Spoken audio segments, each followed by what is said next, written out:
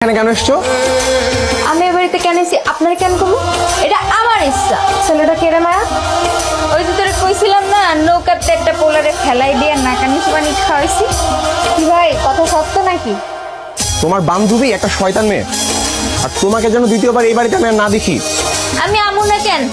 আমার যখন মন চায় আমি এ বাড়িতে আমু, যখন মন চায় এ বাড়িতে যাম। দেখি কে ঠেকানোর পারলে ঠেকাক। তুইও হাসতেছে। এই তোর ভাষা কোথায়? হ্যাঁ, তোর আম্মুর কাছে বিচার দিব আমি। কি কেমন মজা? হ্যাঁ, আমার লগের পরের বার যদি লাগতে আইছেন এর চেয়ে বেশি শাস্তি দিব। তোরা আমি পরে দেখতেছি। তাই দাঁড়া, ধরেতেছিস কে? এই শয়তান মেয়ে, কোথায় তুমি? হ্যাঁ, কোথায় লুকিয়েছো? কে তুমি? আর বলবেন না আঙ্কেল, একটা ভারী বেয়াদব মেয়ে আছে এই গ্রামে।